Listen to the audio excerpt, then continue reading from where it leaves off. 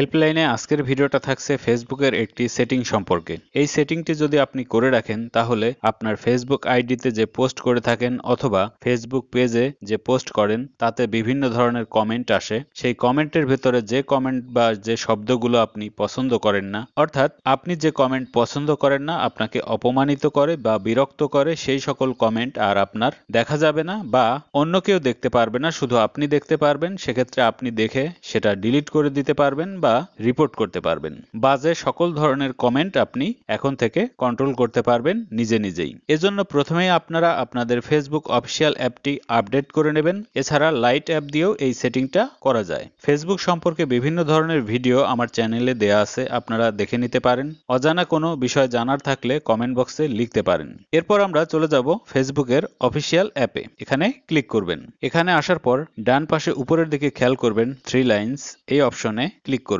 এরপর এখান থেকে খুঁজে নেবেন সেটিং অ্যান্ড প্রাইভেসি, এই অপশনে ক্লিক করবেন। আবার এখান থেকে সেটিংসে ক্লিক করবেন। এ পর্যায়ে স্ক্রল করে নিচের দিকে চলে যাবেন। এখানে অডিয়েন্স অ্যান্ড ভিজিবিলিটি এর ভেতরে পেয়ে যাবেন ফলোয়ার্স অ্যান্ড পাবলিক কন্টেন্ট, এখানে ক্লিক করবেন। এরপর স্ক্রল করে নিচের দিকে চলে যাবেন। দেখুন নিচেই পেয়ে যাবেন ব্ল্যাকলিস্ট ফিল্টার্স, এই অপশনে ক্লিক করবেন। এরকম ইন্টারফেস পাবেন। এখানে পড়ে দেখতে পারেন, যেটা মূল বিষয় আমি বলেছি শুরুতে, সেই একই জিনিস এখানে লেখা আছে। এখানে আরেকটি জিনিস মনে রাখবেন, লিমিট আছে 1000 কিওয়ার্ড। এই বক্সে আপনি যে শব্দ লিখে রাখবেন বা সেন্টেন্স লিখে রাখবেন সেটা আপনার পোস্টে কেউ কমেন্ট করতে পারবে না। আর যদি কমেন্ট করেও থাকে সেটা হাইড হয়ে যাবে, অন্য কেউ দেখতে পারবে না। আপনি ইচ্ছা করলে সেটা ডিলিট করতে পারবেন, দেখতে পারবেন এবং দরকার পড়লে সেটা রিপোর্টও করতে পারবেন। এখানে আমি কিছু বাজে শব্দ বা গালি, আমরা যেটাই বুঝি না কেন, সেগুলো কপি করা ছিল আমার, পেস্ট করে দিয়েছি। আপনারা